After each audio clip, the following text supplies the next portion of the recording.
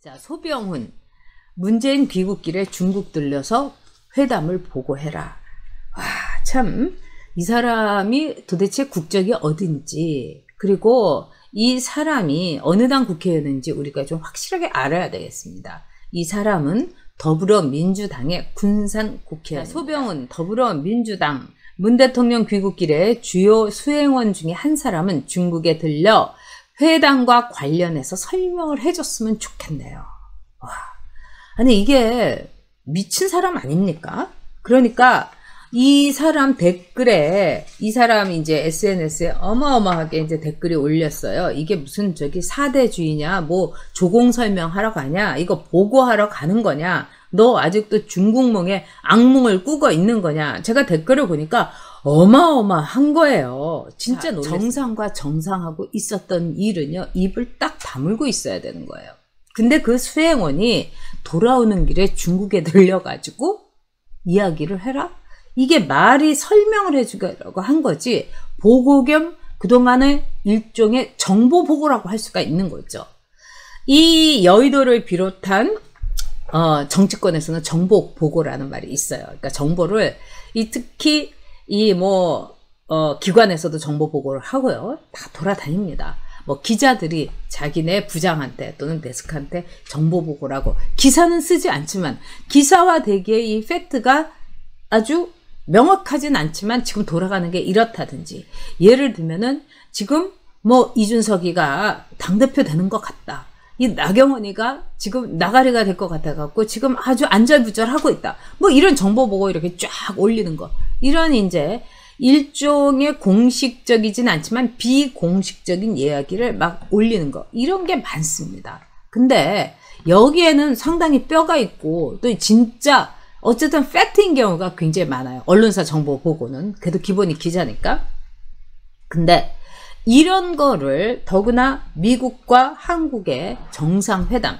아마 중국은 바이든이 굉장히 궁금할 겁니다. 그리고 바이든하고 제대로 만나지 않으면서 계속 날선말을 이렇게 주고받고, 쿼드라는 게 정말 대중국 일종의 배리어이기 때문에 중국은 아주 지금 안절부절하고 있고 굉장히 골치 아플 거예요. 근데 그런 중국에 가서 꼰지를 하는 거 아니겠습니까? 불빵구리처럼 달려가 갖고요. 바이든이 이렇게 했고요. 캠벨은 이렇게 했고요.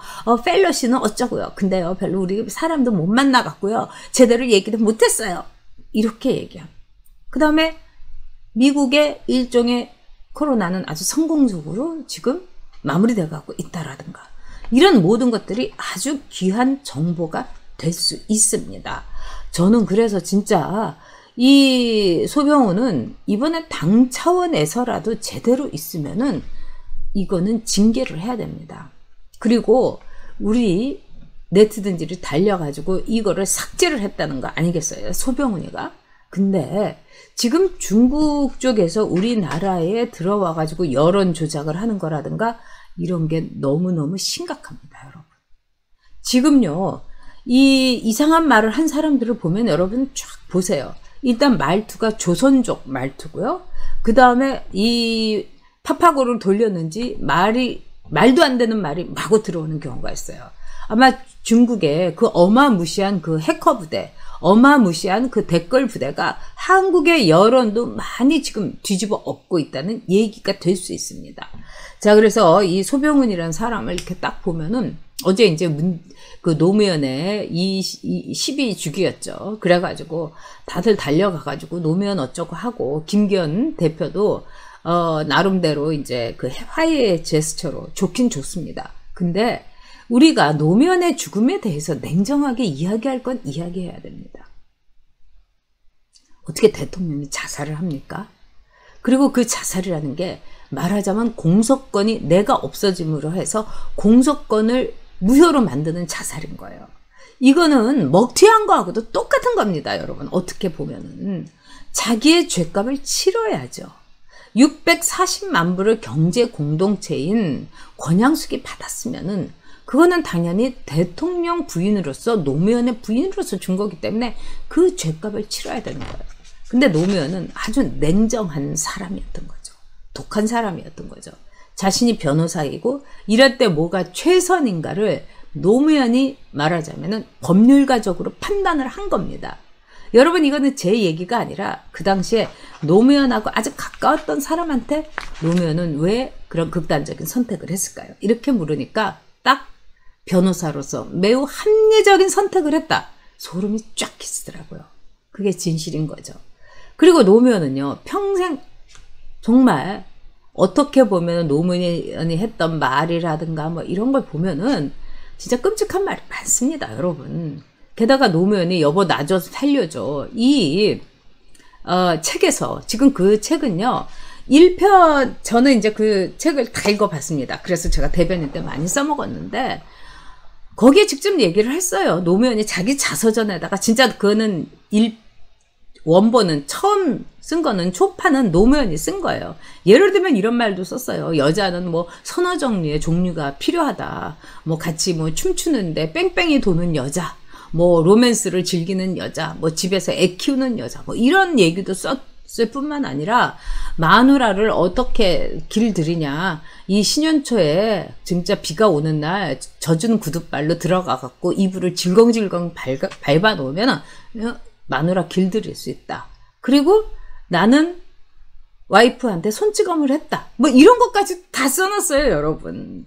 그래가지고 이게 이제 제가 막 공격도 대변인데 하고 이러니까는 어머뜨거라 해갖고 여보 나 살려줘 이 책하고 똑같은데 그 안에만 그냥 내용을 싹 판가리를 했어요.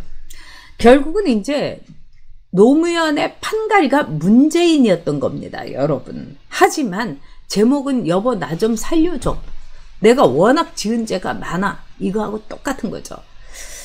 그런 점에서 지금 자살을 한 대통령에 대해서 이렇게 12주년 뭐 어쩌고 저쩌고 민주당에서 이렇게 추모하는 거는 뭐 그렇다 칩니다. 자기네들이 그걸로 해갖고 감옥 갈 사람들 여러 명 살렸으니까. 그러나 이거는 국가로서는 치욕입니다. 우리는 절제와 냉정함은 정치 앞에서 절대로 일어서는 안 되는 겁니다. 저는 박근혜 전 대통령 가엾다고 생각합니다. 그리고 사면하기를 바랍니다. 그러나 박근혜 대통령이 우리 역사의 무능과 오만으로서 탄핵을 받아가지고 이런 고생을 국민에게 하는 거, 이건 역사가 용서해서는 안 된다고 생각합니다. 박근혜는 사면하되 또 박근혜의 무능은 용서해서는 안 된다고 생각합니다. 마찬가지로 노무현도 마찬가지입니다. 같습니다. 노무현이 지역 이 정치를 철폐하기 위해서 여러 선거에 나가고 뭐 그 공은 있죠. 그러나 대통령으로서 그런 극단적인 선택을 한 거는 저는 비판할 일이라고 생각합니다. 언제부턴가 우리 정치에서는 자살하는 것이 엄청 미화되기 시작했습니다. 노회찬, 박원순까지. 말이 됩니까? 640만 불 돈 받았다면 그 죄값을 치러야 됩니다. 노회찬도 5천만 원이 이게 강연비건 아니면은 뭐 그런 돈이건 간에 치러야 됩니다. 박원순? 성추행 당연히 치러야 되는 거죠. 그런 점에서 이 12주기의 노무현, 이거는 문재인의 판가리 정권과 더불어서 우리가 반드시 심판해야 된다. 그리고 소병은 이 정말 황당한 국회의원, 나중에 군산 시민들이 반드시 심판해 주시기를 바랍니다. 네.